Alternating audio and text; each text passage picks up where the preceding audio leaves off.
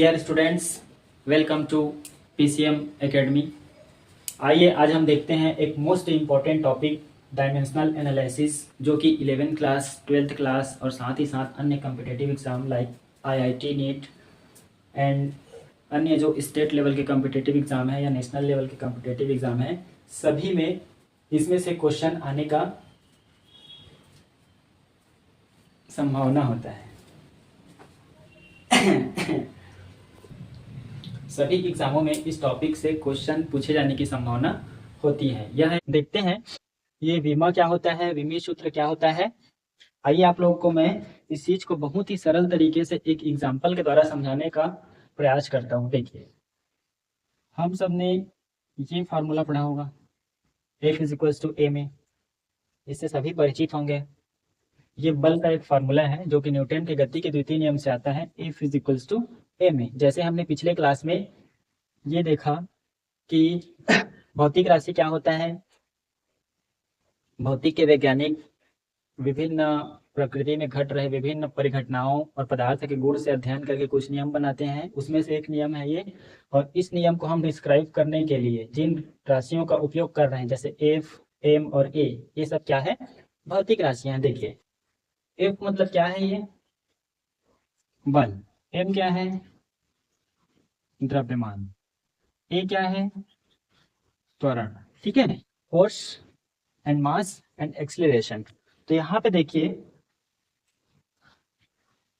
ये भी भौतिक राशि है।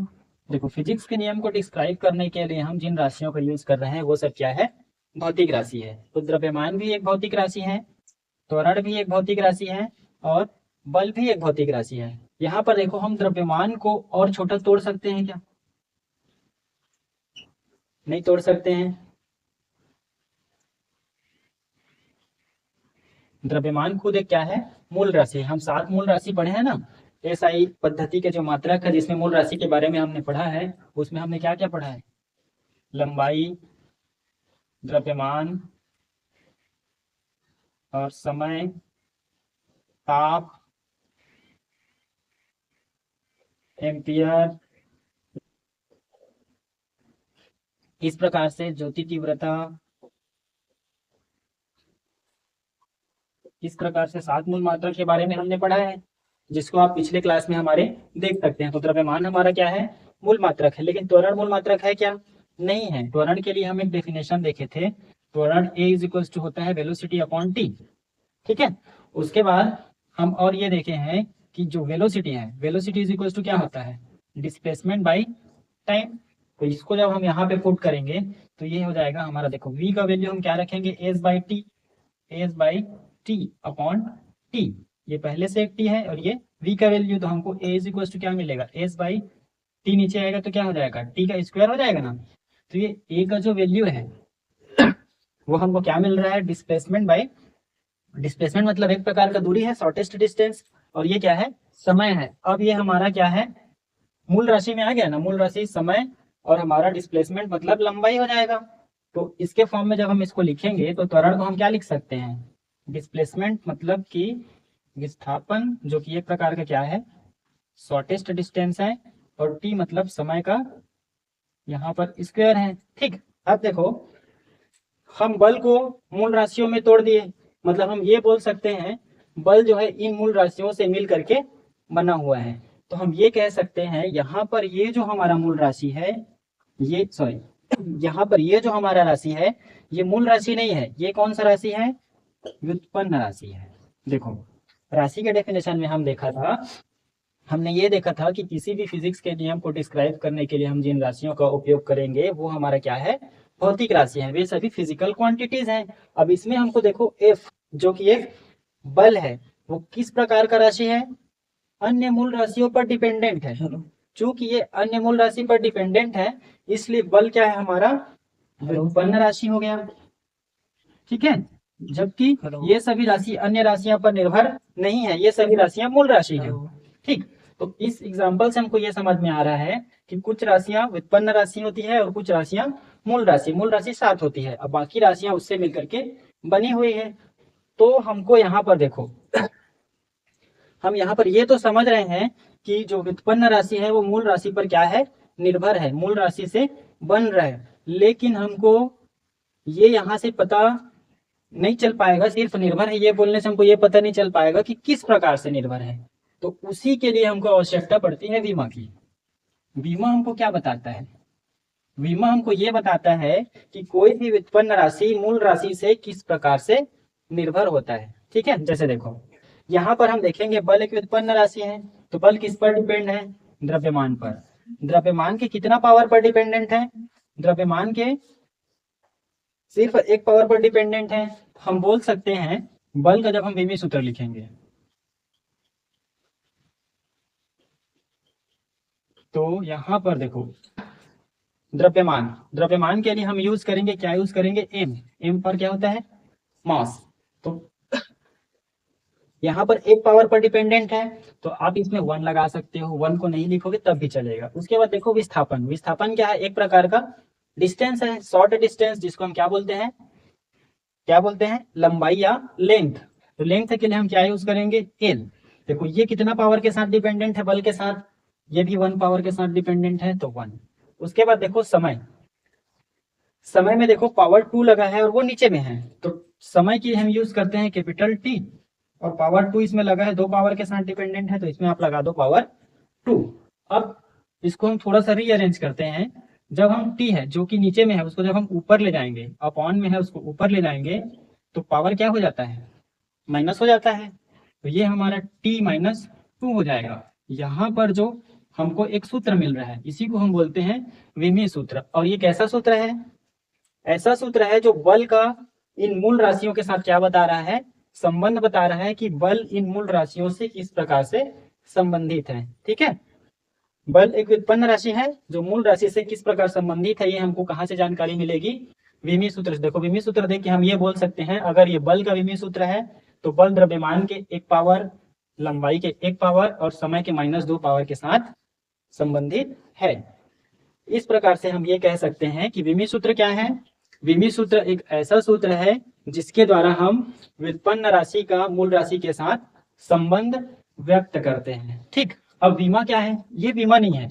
बहुत लोगों को यहाँ पे कंफ्यूजन होता है कि ये बीमा है, बट ये बीमा नहीं है। ये क्या है? हमारा विमीय सूत्र है। ठीक, अब इस विमीय सूत्र में व्यक्त करने के लिए हम जो पावर उपयोग करते हैं, जितने पावर के साथ जितना घात लगा करके हम संबंध को व्यक्त करते हैं। किसमें घात लगाते हैं?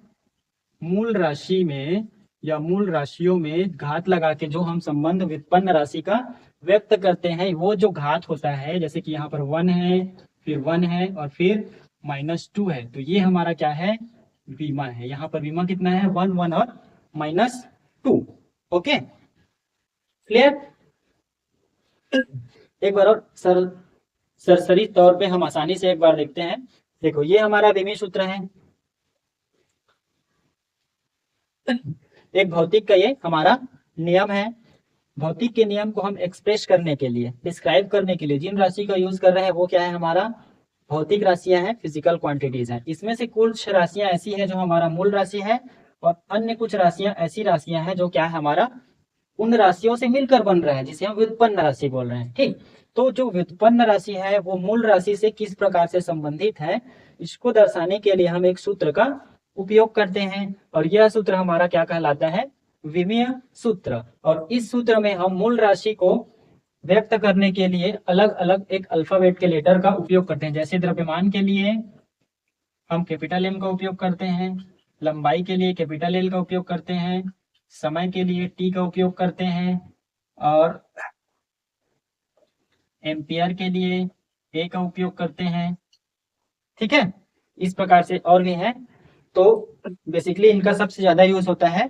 तो इसका उपयोग करके हम क्या बताएंगे कि व्युत्पन्न राशि मूल राशि से किस प्रकार से संबंधित है। जितने पावर से संबंधित होगा, जितना घात से संबंधित होगा, उतना इसमें हमको क्या लगा देना है? घात लगा देना है, और लास्ट में एक बड़ा वाला ब्रैकेट लगा देना है। तो ये जो बनेगा हमारा उसका विमीय सूत्र हो जाएगा। और इस विमीय सूत्र में मूल राशि का जो संकेत है उस पर जो भी घात लगेगा वो हमारा क्या कहलाएगा?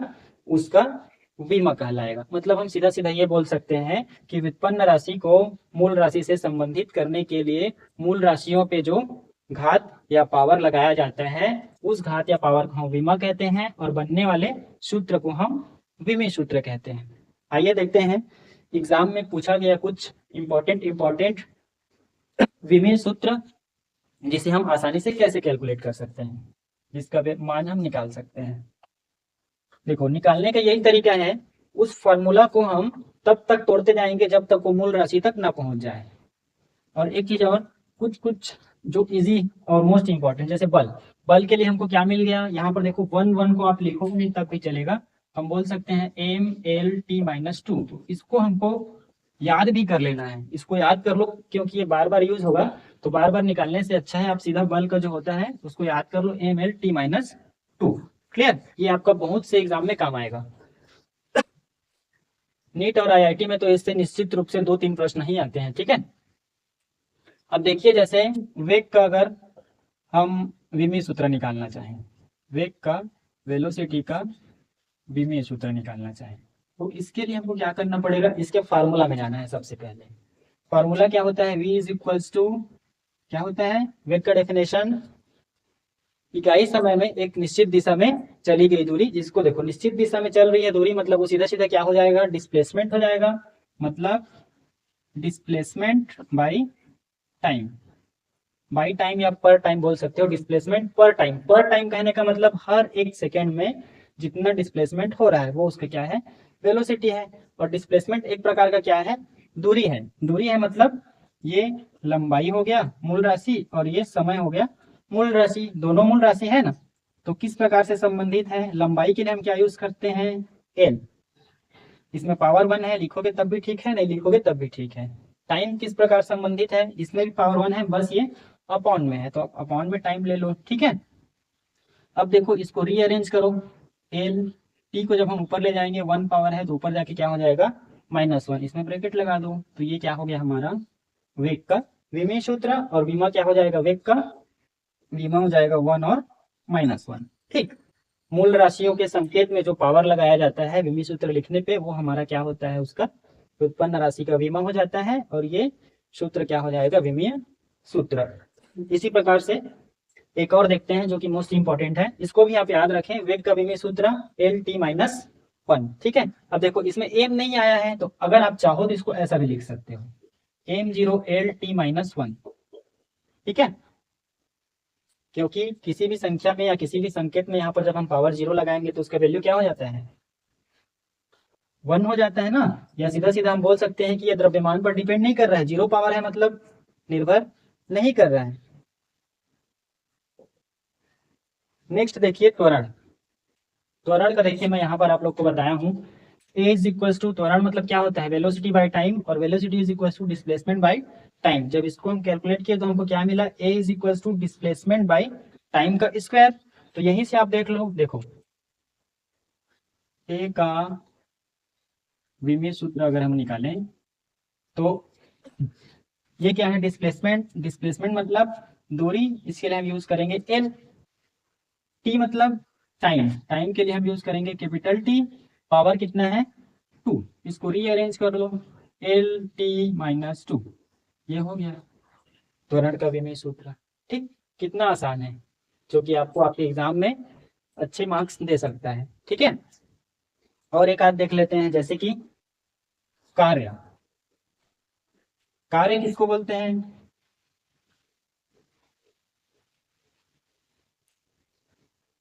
किसी भी व्यक्ति द्वारा या वस्तु द्वारा बल की दिशा में जो विस्थापन होता है उन दोनों का जो मल्टीप्लाई होता है, मल्टीप्लीकेशन, वो क्या है, हमारा कार्य है। हेलो, कार्य बराबर हम लिख सकते हैं, हाँ, बल गुणा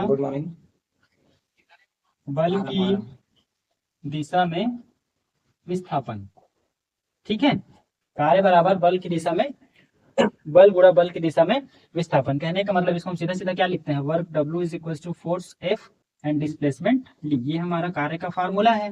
ठीक, अब देखो अगर हम कार्य का विमीय सूत्र निकालना चाहते हैं तो हमको क्या करना है, सीधा सीधा W का अगर हमको विमीय सूत्र निकालना है तो हम फोर्स का, इसीलिए मैं आप लोग को बोला कि फोर्स का याद कर लो, सबसे इंपॉर्टेंट है। तो सीधा उठा लो यहाँ से, फोर्स का विमीय सूत्र क्या है, M L टी माइनस 2, ये हमारा फोर्स का विमी सूत्र हो गया। डी क्या है? डी हमारा विस्थापन है। विस्थापन मतलब एक प्रकार का लंबाई है जो कि मूल राशि है, जिसके लिए हम क्या यूज करते हैं, कैपिटल एल। तो कैपिटल एल ले लो सीधा। ठीक, अब देखो यहाँ पर आप 9th में जो घातांक रूल पढ़े हो, घातांक के रूल में आप क्या पढ़े हो, अगर बेस समान है और मल्टीप्लीकेशन हो रहा है तो उसका जो पावर है वो क्या हो जाता है, 8 हो जाता है। तो यहाँ पर देखो एल और एल दोनों का बेस एल ही है, इसमें देखो पावर कुछ नहीं है, मतलब 1 है, और इसमें पावर 1 है, तो पावर क्या हो जाएगा, जुड़ जाएगा। तो ये होगा हमारा M L 1 + 1 and T minus 2, मतलब ये क्या बनेगा, एम एल 1 + 1 2 हो जाएगा, और ये टी माइनस 2, ये हमारा क्या हो जाएगा, कार्य का विमी सूत्र। ठीक है, कितना आसान है, बहुत ही आसानी से आप इसको निकाल सकते हो और अपने एग्जाम में अच्छे मार्क्स ला सकते हो। आप घर में इस प्रकार से और प्रैक्टिस करें, कुछ प्रश्नों का विमी सूत्र निकालें, और अगर दिक्कत होती है, आपको कोई भी डाउट आता है, तो हमें हमारे व्हाट्सएप ग्रुप, टेलीग्राम ग्रुप या हमारे चैनल में कमेंट करके हमसे बताएं या संपर्क करें। ठीक है, ओके, थैंक यू।